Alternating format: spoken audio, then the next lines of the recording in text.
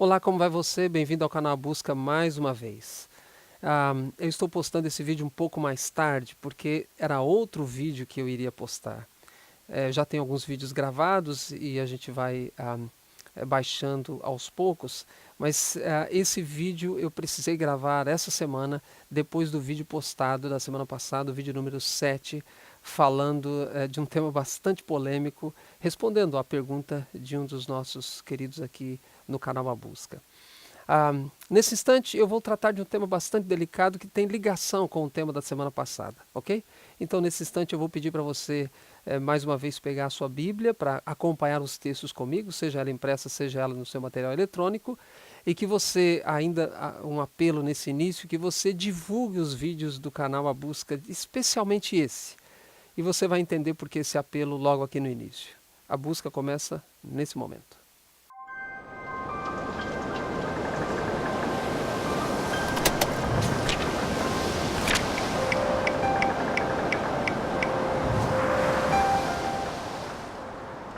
Muito bem, tive o cuidado de, nessa semana, analisar alguns vídeos postados na internet de pastores, professores, líderes religiosos, mestres, doutores e outros sem título, mas são de igual modo pessoas interessadas na Bíblia, estudiosas na Bíblia. E alguns desses vídeos sobre esse tema especificamente que abordei a semana passada e que vou dar uma continuidade aqui, alguns desses vídeos me deixaram bastante preocupados.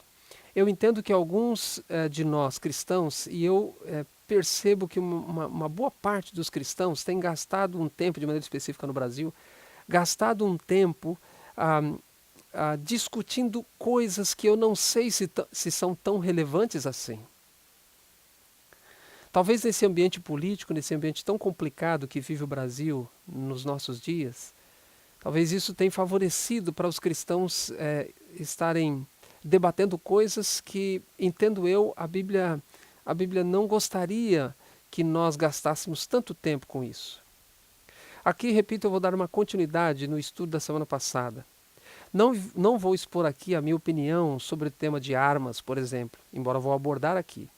Também não vou dar a minha opinião a respeito da pena de morte, mas também vou abordar aqui. Eu vou me deter apenas ao que a Bíblia tem a dizer. E é claro, vou dar a minha opinião sobre a interpretação desses textos.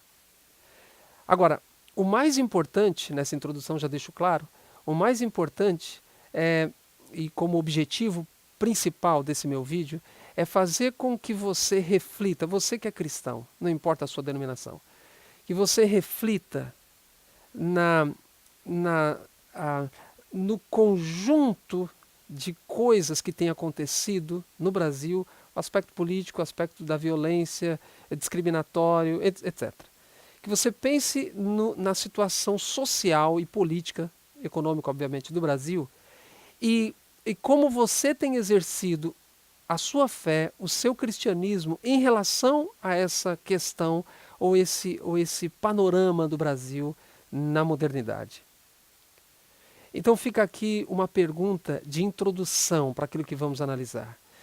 Será que Deus realmente está aprovando, está alegre?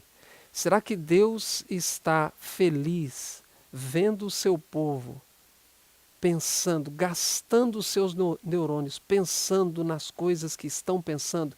Será que Deus está feliz vendo o seu povo discutindo, debatendo coisas que têm sido debatidas, muito tempo gasto debatendo essas coisas? Será que Deus está feliz com isso? Essa é a minha preocupação principal ao analisar ao apresentar esse texto, a continuidade do tema da semana passada. Analisando ainda um vídeo, agora especificamente sobre o tema, analisando alguns vídeos essa semana, repito, de pessoas renomadas até aí no Brasil, batistas, presbiterianos, adventistas, em geral católicos, eu fiquei assustado, porque um deles, por exemplo, mencionando o texto de Êxodo capítulo 22, não disse, mas deixou a entender que a aplicabilidade daquele texto que eu apresentei na semana passada, e se você está assistindo esse vídeo e não assistiu o vídeo da semana passada, o número 7, você, por favor, assista para você estar inteirado do que eu estou dizendo. Então eu vi um professor renomado aí no Brasil Repito, ele não disse, mas ele deu a entender que aquele texto de Êxodo 22 cabe ou dá para ser aplicável nos dias de hoje, no contexto do Brasil. E eu digo, não dá. Por algumas razões que eu não vou entrar aqui, mas a principal delas, não existia o armamento naquela época que existe hoje. Então, quando você lê Êxodo capítulo 22, os primeiros versos que, repito, fiz a análise a semana passada, uma análise obviamente bem simples, bem objetiva, você pode ver no vídeo, como já disse, aquele contexto você deve pensar num possível homicídio, por exemplo, de um dono de uma casa, dono de uma residência, sendo invadida a sua casa por um bandido e eventualmente ocorreu o homicídio, você não deve imaginar esse dono da casa dentro da casa com uma arma de fogo na mão. Isso não era o contexto da época. O contexto de hoje é assim, o contexto da época não era assim. Então você deve pensar que se ocorresse um homicídio, era dentro de um contexto de uma luta corporal. Isso é quase que inevitável, dentro daquele contexto de Êxodo capítulo 22, que mencionei a semana passada. Então, só por esse fator, repito, há outros, mas só por esse fator já fica claro que não podemos pegar aquele texto e fazer uma aplicação. A aplicabilidade daquele texto é quase que impossível aos nossos dias, na sua totalidade. Uma questão ou outra foi o que eu fiz a semana passada, mas na íntegra, pegar todos aqueles princípios apresentados, ou todos aqueles detalhes apresentados em Êxodo 22, e ser aplicado hoje é muito difícil, especialmente no contexto do Brasil. Um outro detalhe, já dando início àquilo que eu vou tratar aqui nesse vídeo, um outro detalhe é que a Bíblia, Romanos capítulo 13, menciona que todos os cristãos devem estar sujeitos às autoridades civis. E lá Paulo diz que as autoridades civis foram constituídas pelo próprio Deus. Então, no Brasil especificamente, há leis rígidas para que os cristãos e a população em geral obtenham armas. Então, para seguir o princípio bíblico, eu devo aceitar que essa lei foi estabelecida por Deus, porque foi estabelecida pelo governo constituído no Brasil. Óbvio que eu entendo que há um processo de eleição e candidatos têm dito que essa lei será mudada. Agora, se esse candidato ganhar e se ele conseguir mudar essas leis, aí nós podemos pensar na aplicabilidade de textos do Antigo Testamento dentro desse contexto do armamento que temos hoje. Hoje, nós não temos essa facilidade, dessa aplicabilidade. Por quê? Porque a Bíblia afirma, como disse, que nós devemos estar sujeitos, a palavra se repete lá no texto de Romanos 13, você pode ler depois, devemos estar sujeitos às autoridades, às leis que as autoridades estabeleceram. É claro que tem o seu contexto, desde que essas leis não se choquem com os princípios bíblicos. Mas nesse caso específico, é uma lei que de certa forma protege a sociedade. Eu não estou dando o meu parecer quanto a armas. Se eu desse aqui, você até se surpreenderia. Eu estou dizendo que o princípio bíblico é esse. E eu só estou no começo do meu vídeo. Agora pergunta, você quer saber com que arma Deus quer que você se preocupe? Olha o texto que vai aparecer na tela, do Novo Testamento. Veja. Vistam toda a armadura de Deus, para poderem ficar firmes contra as ciladas do diabo. Pois a nossa luta não é contra seres humanos, mas contra os poderes e autoridades, contra os dominadores deste mundo de trevas, contra as forças espirituais do mal nas regiões celestes. Estou lendo na Nova Versão Internacional. Qual é a arma ou quais são as armas que Deus quer que você se preocupe? Será que Deus quer que você se preocupe em ter ou não uma arma? Eu não estou dando meu parecer. Eu só estou dizendo que a nossa preocupação não deve ser essa. Eu estou dizendo que Deus espera que você se preocupe com outro tipo de armamento. Um armamento espiritual. Até porque nós estamos numa luta, sim. Mas essa luta, diz o texto bíblico, não é contra seres humanos. Essa luta não é contra os ladrões, contra os assassinos, contra os estupradores, não é contra os ladrões de banco, não é contra... A luta não é contra seres humanos. A luta... Nós temos um inimigo. O nosso inimigo não são seres humanos. O nosso inimigo é o diabo. que age por trás dos seres humanos. Qual é o armamento que Deus quer que você se preocupe? Com as armas espirituais. E aí você pode ler o contexto aí do texto que acabei de ler e você vai perceber o armamento especificamente que Deus quer que você se preocupe. Não se esqueça também que no Novo Testamento Jesus caracterizou os verdadeiros filhos de Deus. Eu já disse aqui pelo menos uma ou duas vezes, uma frase que obviamente não é minha. Estar numa igreja não te faz um cristão, como estar dentro de uma garagem não te faz um carro. Jesus caracterizou os verdadeiros filhos de Deus.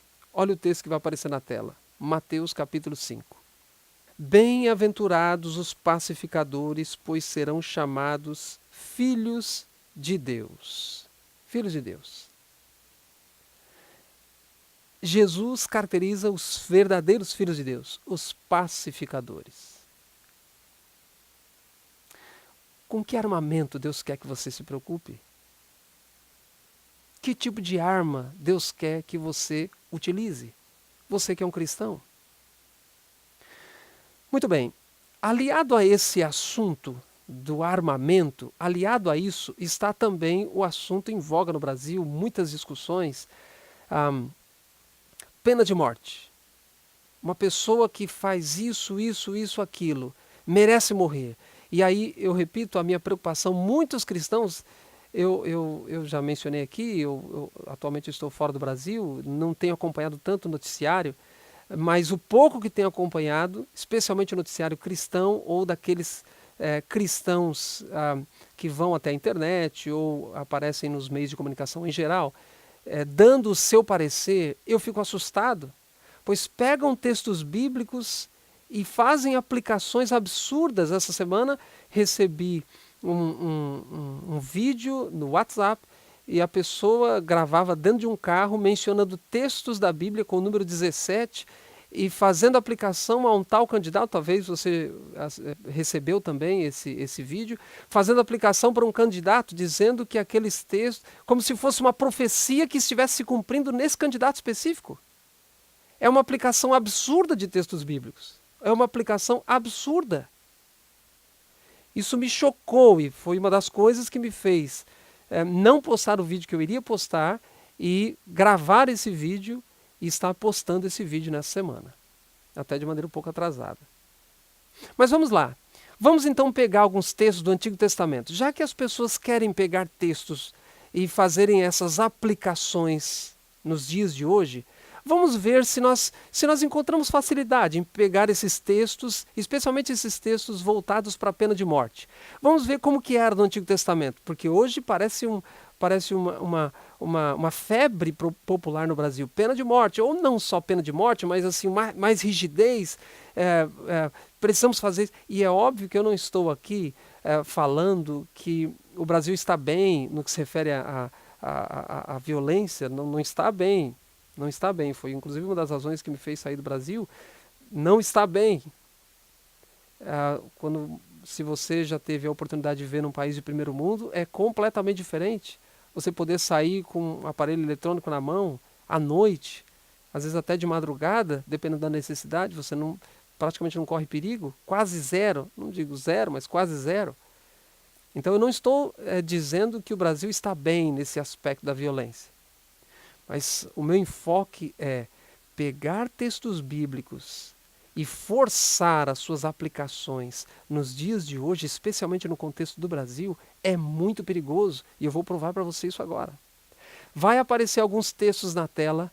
Eu gostaria que você tivesse com a sua Bíblia para você fazer as suas anotações. Olha esse primeiro texto, me acompanhe. Pode ser que um homem tenha um filho teimoso e rebelde, que não obedece aos pais, nem mesmo depois de ser castigado. Então os pais devem levá-lo aos líderes da cidade e no lugar de julgamento na praça pública eles dirão: o nosso filho é teimoso e rebelde. Ele não nos obedece, gasta dinheiro à toa e é beberrão.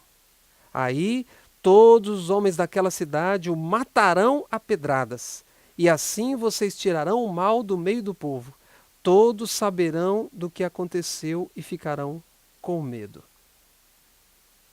Então vamos pegar esses textos que aprovam a pena de morte e vamos aplicar agora ao Brasil.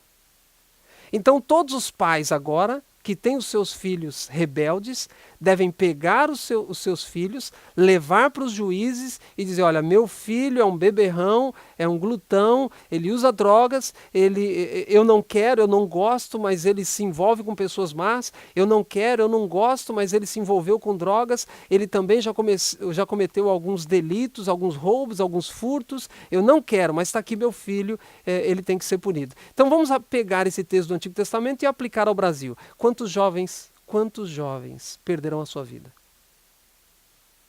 Você acha que Deus espera que os pais façam isso nos dias de hoje? Não é possível. Se você abrisse a sua Bíblia em Deuteronômio capítulo 13, verso 5, já que estamos em Deuteronômio, eu não vou ler aqui, mas Deuteronômio 13, verso 5 diz que os falsos profetas devem morrer. Os falsos profetas devem morrer. E eu acredito na sua sinceridade como cristão. Com base nessa afirmação bíblica, quantos cristãos sobreviveriam no Brasil se essa pena fosse aplicada aí? Quantos líderes religiosos sobrariam? Não estou generalizando. Estou perguntando quantos você acha? Estou apelando para o seu raciocínio. Como é prematuro pegarmos textos do Antigo Testamento e fazermos aplicação em nossos dias, especialmente no contexto do Brasil. Mas eu vou além. Analise comigo Levítico capítulo 20, vai aparecer na tela. Se um homem cometer adultério com a mulher de outro, ele e a mulher deverão ser mortos. Se um homem tiver relações com uma das mulheres do pai, ele estará desonrando o pai. E ele e a mulher deverão ser mortos. Eles serão responsáveis pela sua própria morte. Se um homem tiver relações com a nora, os dois deverão ser mortos por causa desse ato imoral. Eles serão responsáveis pela sua própria morte. Se um homem tiver relações com outro homem, os dois deverão ser mortos por causa desse ato nojento. Eles serão responsáveis pela sua própria morte. Se um homem casar com uma mulher e também com a mãe dela, isso é uma imoralidade grave. E os três deverão ser queimados vivos.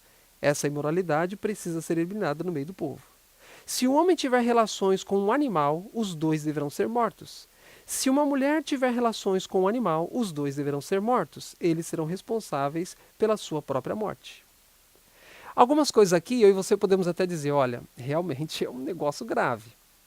Mas outras coisas aqui também não deixa de ser pecado, obviamente, não há justificativa para algumas coisas aqui.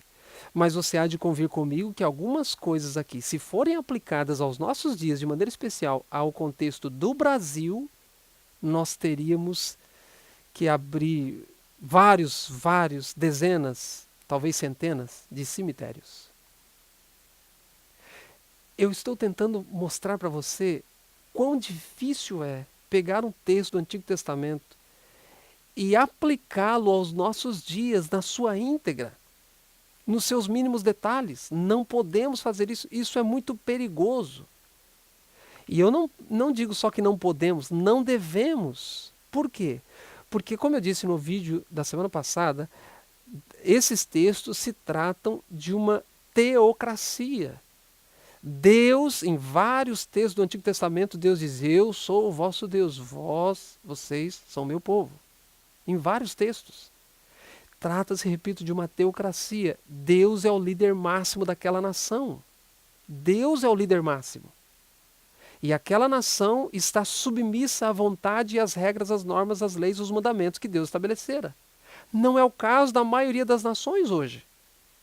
Então é complicado pegarmos esses textos, que se trata de uma teocracia, e aplicarmos para nações que não têm nada a ver, que os seus líderes não têm nenhuma submissão, nenhum temor a Deus e a sua palavra. Aí alguns cristãos, repito, o meu medo e a minha preocupação que mencionei no início do vídeo, alguns cristãos vêm a público e dizem, isso pode ser aplicado aqui. E mais, vão além ao dizer candidato tal está certo ao afirmar isso, porque a Bíblia diz que... A Bíblia tem um contexto específico. Eu não posso pegar esses textos e trazer a sua aplicabilidade na íntegra nos nossos dias. Isso é muito prematuro, perigoso e inconsequente. Mas vamos além. Mais alguns textos. Olha esse. Êxodo capítulo 21.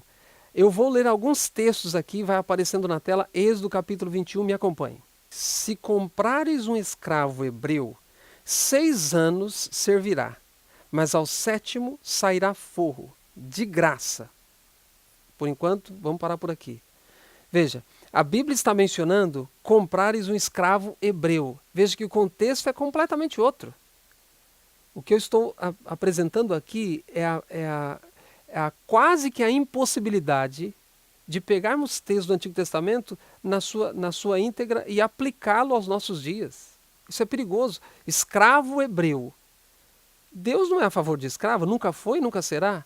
Mas ele trabalhou com um contexto social da época.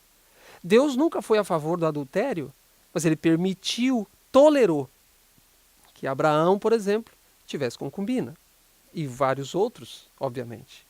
Mas não é que Deus aceitava isso. Não, há provas na Bíblia. O próprio mandamento diz não adulterarás. Mas Deus simplesmente tolerou. Assim como também o aspecto da escravidão. Mas vamos continuar o texto. Se o seu senhor lhe der uma mulher, e ela der à luz filhos e filhas, a mulher e seus filhos serão do seu senhor, e ele sairá sozinho. Qual é o contexto aqui? Um escravo e o seu senhor. Se o senhor der a mulher para esse escravo, ele não era casado, e o senhor dá a mulher para o escravo, ele casa e tem filhos, o texto está dizendo, se um dia ele quiser sair depois desses 6 anos que a gente já leu aqui, ele querendo ir embora, ele vai sozinho. A mulher e os filhos ficam. Puxa, mas que injustiça! É ou não é? Aos nossos olhos, aos dias de hoje. É já injustiça a escravidão em si. Agora esse camarada casou, teve seus filhos e agora ele quer uma vida livre. Óbvio que ele ia querer uma vida livre.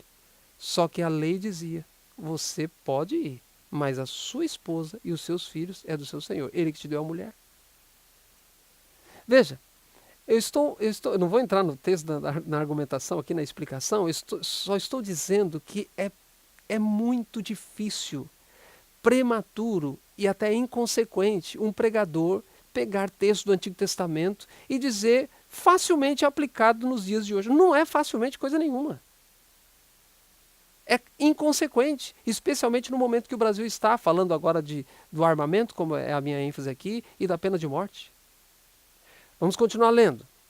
Porém, se o escravo expressamente disser, eu amo meu senhor, minha mulher e meus filhos, não quero sair. Então, verso 6, o seu senhor o levará aos juízes, fará chegar à porta ou à ombreira, e o seu senhor lhe furará a orelha com uma sovela, e ele o servirá para sempre. Mas furar a orelha, Deus que está estabelecendo essa lei. Porque Deus está trabalhando dentro de um contexto específico, um contexto social da época. Então eu posso pegar isso e aplicar aos dias de hoje? Não, obviamente que não. Não posso fazer isso. Continuemos a leitura. Se um homem vender sua filha para ser escrava, esta não lhe sairá como saem os escravos. E aí o contexto continua. Veja, vender a sua mulher, a sua filha como escrava, o contexto da época permite Deus fazer esse tipo de lei. Mas eu posso aplicar isso a hoje? Não, não posso aplicar isso para hoje, de hipótese alguma. Continuemos a leitura. Se ele der ao filho, esse pai, der ao filho outra mulher, não diminuirá o mantimento da primeira, nem os seus vestidos, nem os seus direitos conjugais.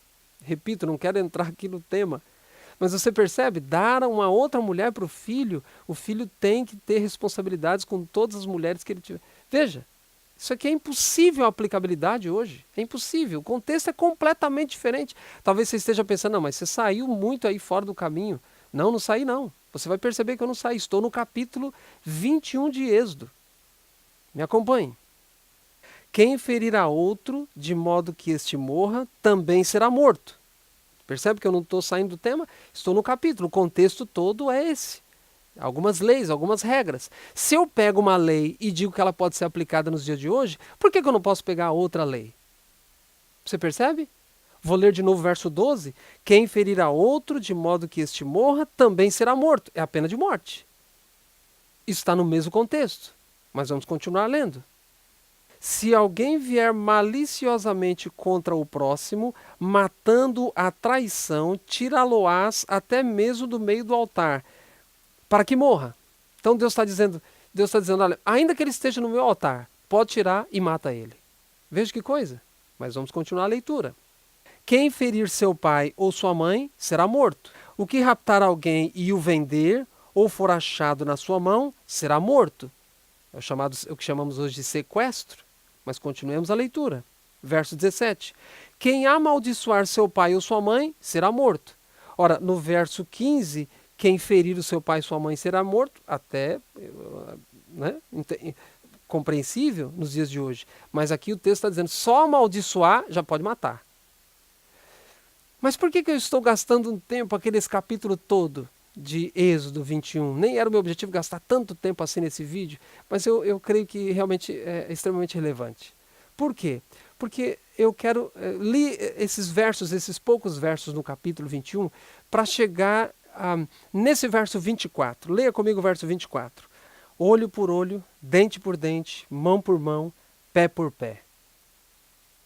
Podemos pegar esse princípio que era muito forte no Antigo Testamento, numa nação teocrática, e aplicar a todas as nações hoje, já que os cristãos estão praticamente em todas as nações? É muito prematuro. E por esse motivo eu mencionei no início a minha preocupação de alguns cristãos vindo a público, vindo nas redes sociais, pegando tais textos e dizendo tais candidatos estão certos na aplicabilidade, que eles querem isso, querem aquilo outro, e a Bíblia endossa. Será? Nós precisamos refletir, esse é o momento de refletir, de orar, de buscar conhecimento das Escrituras. E precisamos, principalmente aqueles que vêm a público, nas redes sociais, precisamos, como cristãos, lembrar que todos nós, de alguma forma, somos formadores de opinião. E que o que falamos tem consequências. Quando você lê esse texto, você se lembra de algum outro texto do Novo Testamento? Olho por olho, dente por dente? Me acompanhe nessa leitura do Novo Testamento agora. Com certeza esse texto veio à sua mente nesse momento. Me acompanhe. Vocês ouviram o que foi dito. Olho por olho, dente por dente. Mas eu lhes digo, não se vinguem dos que fazem mal a vocês. Se alguém lhe der um tapa na cara, vire o outro lado para ele bater também. Se alguém processar você para tomar a sua túnica, deixe que leve também a capa. Se um dos soldados estrangeiros forçá-lo a carregar uma carga 1 quilômetro, carregue a 2 quilômetros. Se alguém lhe pedir alguma coisa, dê. E se alguém lhe pedir emprestado, empreste. Jesus mencionou, no Antigo Testamento era assim, olho por olho e dente por dente. Jesus diz, hoje é diferente. Eu nem vou entrar na questão desse texto, porque alguns dizem que isso não é literal. Não, quando Jesus diz virar outra face, ele não está falando literalmente. Alguns dizem, não, o cristão não pode ser bobo. E eu acredito que o cristão também não pode ser mesmo. Fazem exegeses do Antigo Testamento como se o Novo Testamento não existisse. Jesus diz, olho por olho e dente por dente, era no Antigo Testamento. Hoje não é assim. Será que os cristãos no Brasil não estão tão envolvidos com essas discussões políticas que estão deixando de lado a essência do cristianismo? Eu quero ainda lembrar você, quando Jesus menciona olho por olho e dente por dente, essas coisas, ele diz, eram no Antigo Testamento, agora são diferentes.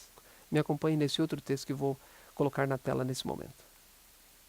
Amados, não escrevo a vocês um mandamento novo, mas um mandamento antigo que vocês têm desde o princípio. A mensagem que ouviram, verso 8.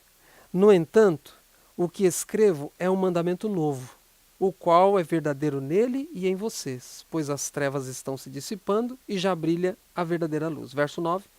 Quem afirma estar na luz, mas odeia seu irmão, continua nas trevas. Verso 10. Quem ama seu irmão, permanece na luz, e nele não há causa de tropeço. Então qual seria esse mandamento? É o mandamento do amor. Então aqui João escreve assim, eu não escrevo mandamento novo.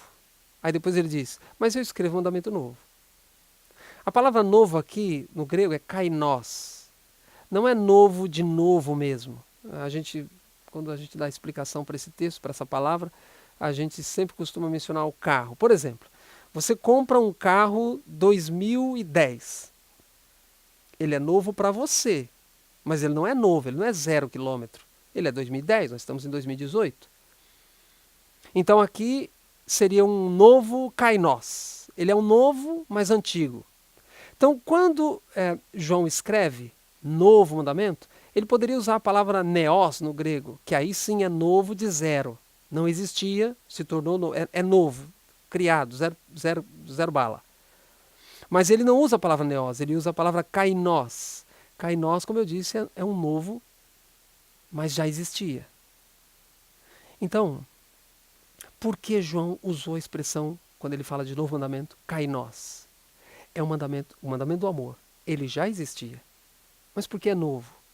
Porque é novo porque Jesus Cristo se manifestou como verdadeiro amor.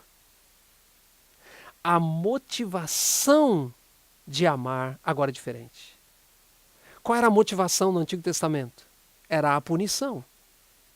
Se você não me obedecer, vai acontecer isso com você. Por isso, olho por olho, dente por dente. Se matar, morre. Agora, no Novo Testamento, nós entendemos, Jesus diz, você deve amar. E esse é um novo mandamento, mas é um mandamento que já existia. Eu poderia citar vários textos aqui do Antigo Testamento que fala que os seres humanos deveriam amar. E assim estariam guardando o mandamento. Então esse novo é um novo que já existia. Esse mandamento é um mandamento que já existia. Mas agora, a motivação é diferente. Porque Jesus já mostrou o quanto nos ama. E se esse amor realmente nos alcança, nós não podemos nos preocupar com armamento, mesmo para a própria proteção. Nós não precisamos nos preocupar. Nós não precisamos nos preocupar com pena de morte, porque nós queremos o bem da outra pessoa, queremos amar as outras pessoas. Nessa parte final, eu quero ler um texto de Gênesis capítulo 9. Gênesis capítulo 9. Esse texto vai aparecer aqui do lado para que você possa me acompanhar na sequência dos textos, ok? Gênesis capítulo 9, verso 6 é o texto em questão. Diz assim: quem derramar sangue do homem, pelo homem seu sangue será derramado, porque a imagem de Deus foi o homem criado.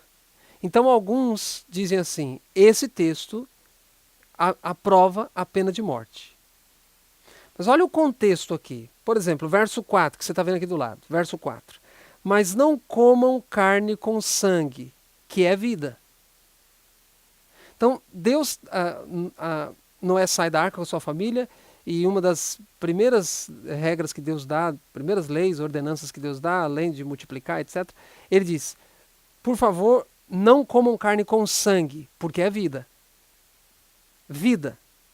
Aí no verso 5 ele diz, a todo aquele que derramar sangue, tanto homem como animal, pedirei contas. A cada um pedirei contas da vida do seu próximo. Então ele fala, olha, eu estou preocupado com a vida, não coma carne com sangue, porque o sangue é vida. E aí no verso 5 ele diz, homem ou animal, não derrame sangue. Por quê? Porque no verso anterior ele diz, é vida. Ok? Aí ele então vem o verso 6 que ele diz, não derrame o sangue do homem. O sangue do homem, derramou o sangue do homem, pelo homem será o sangue também derramado. Aí depois o verso 7 diz, mas vocês sejam férteis e multipliquem-se, espalhem-se pela terra e proliferem nela, como eu já disse. Então veja, qual é o contexto aqui? Deus está preocupado com a morte ou Deus está preocupado com a vida? Deus está preocupado com a vida. Eu entendo que é como se Deus estivesse dizendo assim, eu tive que dar cabo de todos esses seres humanos e animais que estavam aí. Porque eles eram ímpios, extremamente ímpios. Mas eu leio esse texto assim, Deus dizendo, mas eu é que estou tirando a vida deles. Deus não autoriza ninguém a fazer isso.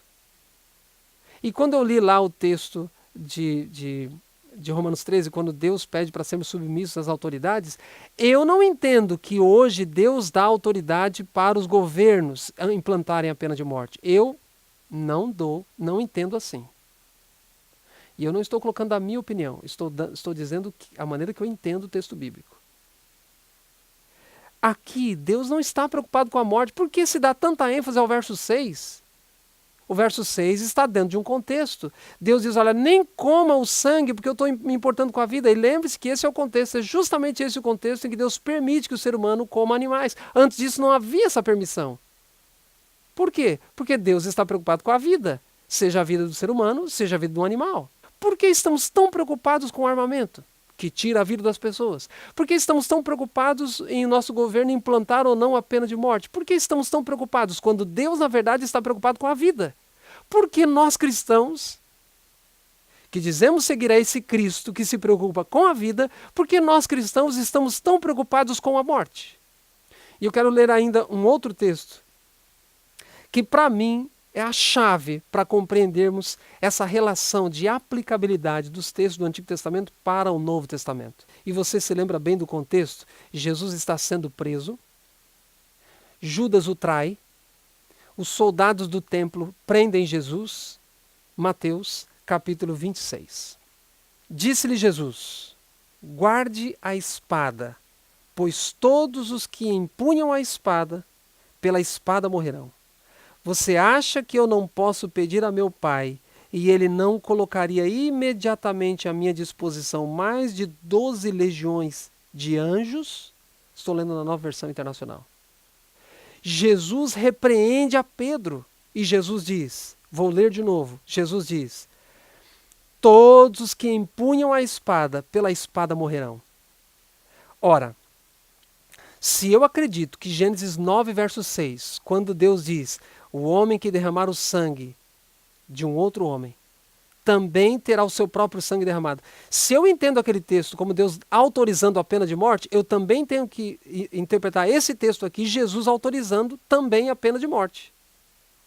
Você está me entendendo? Jesus está fazendo uma afirmação, todos que empunham a espada, pela espada morrerão.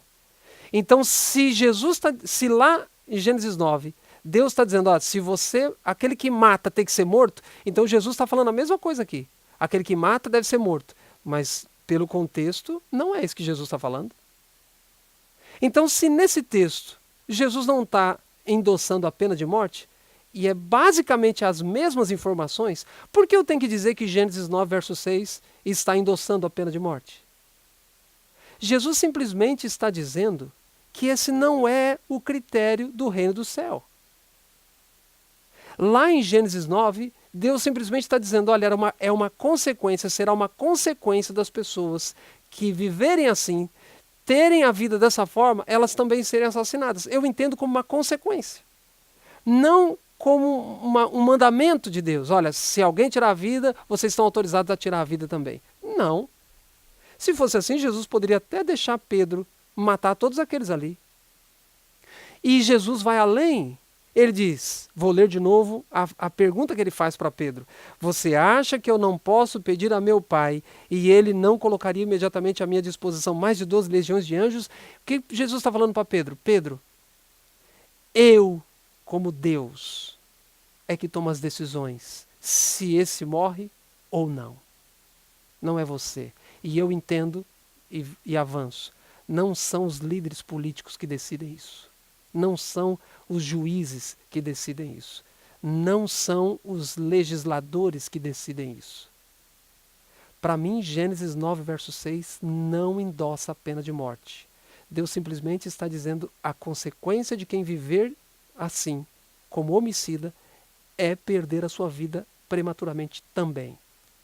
No próprio mandamento, Deus diz, honre, um dos mandamentos, honre o teu pai e tua mãe, para que se prolongue os teus dias.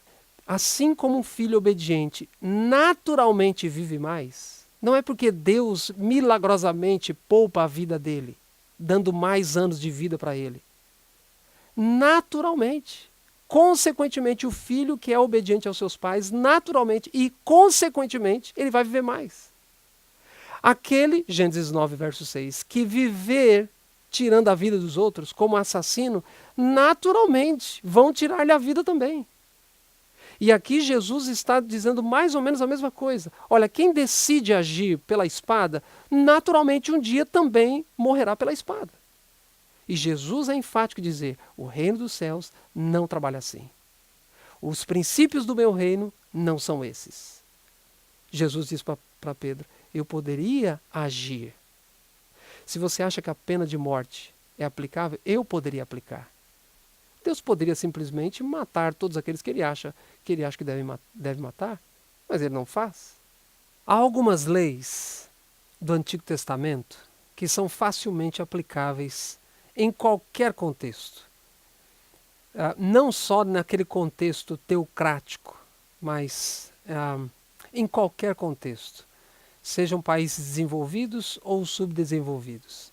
Eu quero ler 2 textos mais, analisando então essas leis específicas, as quais eu imagino que deveríamos, como cristãos, estar mais preocupados em seguir. Me acompanhe na leitura desses 2 textos. O primeiro deles, Levítico, vai aparecer na tela. Quando fizerem a colheita do trigo, não colham as espigas dos pés que ficam na beira do campo, nem voltem atrás para pegar as espigas que não tiverem sido colhidas. Não façam uma segunda colheita nas plantações de uvas, para colher os cachos que ficaram, nem voltem atrás para catar os cachos que tiverem caído no chão. Deixem isso para os pobres e para os estrangeiros. Eu sou o Senhor, o Deus de vocês. Estou lendo na Nova Tradução Linguagem de hoje. Facilmente essa lei pode ser aplicável em qualquer contexto. Preocupação com os pobres, preocupação com os estrangeiros e atender às suas necessidades. Como têm sido tratados os venezuelanos aí no Brasil?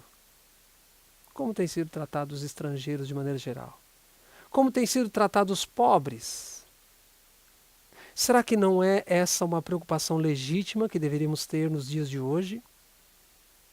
Será que não é essa preocupação que Deus gostaria que tivéssemos? Último texto, Deuteronômio. Me acompanhe. Pode acontecer que na colheita do trigo ou da cevada você esqueça de pegar um feixe de espigas. Nesse caso, não volte para pegá-lo, mas deixe-o lá no campo para os estrangeiros, para os órfãos e para as viúvas. Assim o Senhor nosso Deus abençoará tudo o que você fizer. Na colheita das azeitonas também, depois que você sacudir as oliveiras, não volte para pegar as azeitonas que ficaram nas árvores. Deixe-as para os estrangeiros, para os órfãos e para as viúvas. E faça só uma colheita de uvas nas suas plantações.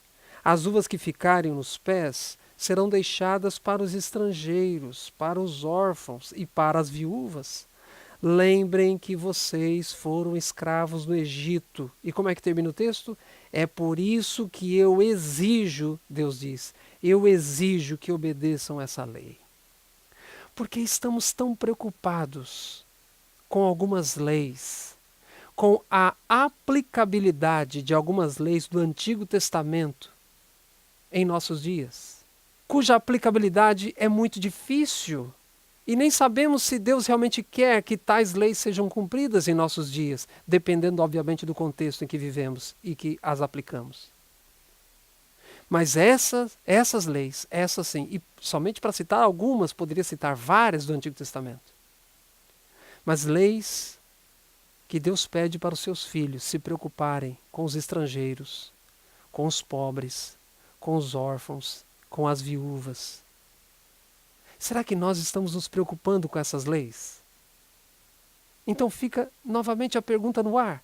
Por que estamos nos preocupando tanto com algumas leis, se são aplicáveis ou não? Se tal candidato está certo em querer aplicar essa ou aquela lei ou não? Por que estamos tão preocupados com isso? Será que é realmente importante nos preocupar com isso? Quando há tantas outras coisas que Deus gostaria que nos preocupássemos. Esse vídeo um pouco mais longo, como eu disse no começo, mas espero que de alguma forma faça você refletir como verdadeiro cristão, seguidor dos princípios bíblicos. Por favor, Deus colocou você no mundo para atender às necessidades de todos aqueles que o cercam. Deus continua agindo no nosso país. Nós só precisamos orar. Esse é o momento, como eu disse no início, de oração, de reflexão. E se tivermos que agir, se tivermos que agir para mudar o nosso país, que seja na aplicabilidade dessas leis, que são tão importantes aos olhos de Deus. Deus abençoe você. Canal A Busca.